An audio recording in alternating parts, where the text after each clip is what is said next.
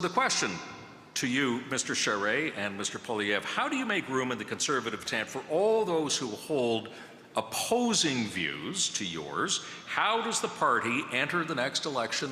How can the party enter the next election united? Mr. Charest, you have 1 minute. Tom, this is for all those listening to us tonight and in the room, this is the key question. They know, everyone knows that the Trudeau government needs to get out of office, and they're looking to the Conservative Party of Canada as the national alternative. And the question they're asking themselves is this: are you up to the task? Are you, yes or no, going to be a national Conservative alternative and party? That's our challenge, ladies and gentlemen.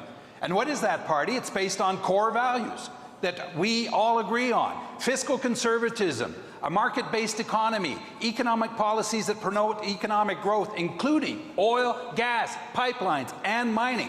Families also, all sorts of families, plus respecting the rule of law, a foundation of our society. There is no freedom if you do not respect the rule of law. There is no freedom. And it includes a federalism that Conservatives practice, that includes Alberta, includes Ontario, Quebec, that actually makes this country work. Mr. Poilievre, you have 1 minute. We need to unite the party around freedom. Social conservatives want the freedom to raise their kids with their own values and preach their faith without censorship. Fiscal conservatives want the freedom to make their own financial decisions, control their own money, including without excessive taxes or carbon taxes. Rural conservatives want the freedom to own and control their own property.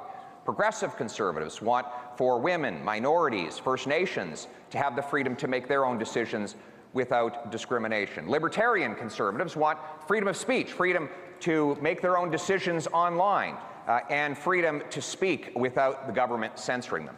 So when we unite the party along that consistent principle of freedom, then we bring all the various parts of our party together, and we electrify and excite a new generation of young people that I've been bringing into the coalition so that we can form the next government and beat Justin Trudeau.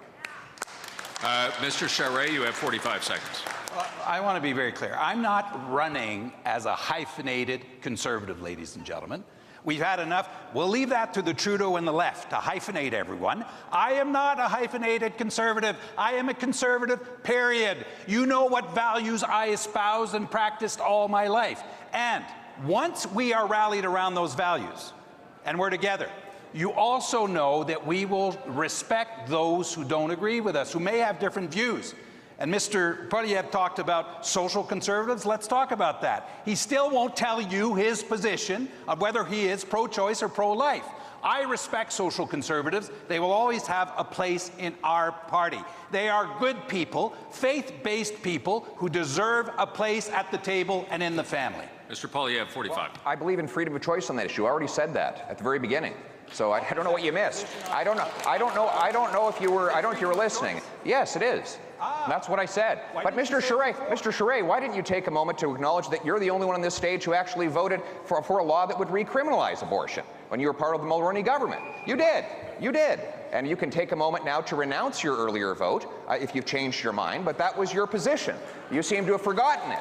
You've forgotten a lot of things about your record. You forgot that you brought in a carbon tax. You forgot that you raised the fuel tax, the sales tax, the health tax. You forgot that you banned natural gas development in your own province. You forgot you brought in a long gun registry. You seem a little bit forgetful about your record, Mr. Charest, but Canadians now remember it.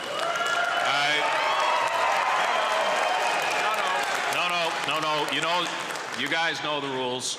You know the consequences. Mr. Charest, 30 seconds. I am very proud of my record as a Conservative that stands on its own merits, on fiscal conservatism, on reducing the size of government, reducing taxes, which I did when I was Premier, by the way. Quebecers had $1 billion less taxes paid and higher disposable income after I finished in government, ladies and gentlemen. And by the way, Mr. Poilievre, thank you for at least now telling us that you are pro-choice. We understand that's what you're saying tonight. Please confirm that for us. And Mr. Poilievre, you have 30 seconds. I did confirm my position that I will not introduce any law on abortion as Prime Minister. I made that very clear. But Mr. Charest, you're wrong about your tax record. You raised the sales tax, the carbon tax, the fuel tax. Just like Patrick Brown, you're trying to flip-flop on it and say one thing on the stage different than what you said before. And the overall tax burden in Quebec went from 19% of the economy to 25% of the economy under your government. That is your record. You can't run away from it. I have a clear, solid record as a tax cutter that leaves more money in people's pockets. Thank you. Mr. Brown, you have 30 seconds. First of all, Pierre Poilievre just ran on a carbon tax and knocked on doors in Carleton literally 6 months ago, literally in the last election. Now, but let's talk about the future of the party. The future of the party, we have to win where we've lost. We've lost in suburban Canada. And I don't see us winning any new seats. Actually, I see us losing seats if we run on the same discriminatory policies that Pierre Poilievre's had a history of supporting. We must be the party that celebrates and supports religious freedom, not tramples it. Full stop. Thanks very much. Dr. Lewis. Well, Mr. Poilievre said that no pro-life bill will pass in his caucus, but he believes in freedom. Are you going to give your MPs the freedom to vote their conscience on issues of life? Am I allowed to answer? If you use your paddle, you can. That's... Well, he's been silent on the issue, so... Okay. Mr. Poilievre, you've raised your paddle. You have 30 seconds. I do believe in free votes. So there's your direct answer. And as for Mr. Brown, sorry, Patrick, you told the members of the Conservative Party in Ontario that you were against a carbon tax. Then you flip-flopped and embraced a carbon tax. You said that you were a pro-life social conservative, and then after you became leader, you said that social conservatives were intolerant dinosaurs. You said that you would get rid of the sex ed program in Ontario, and then you embraced it.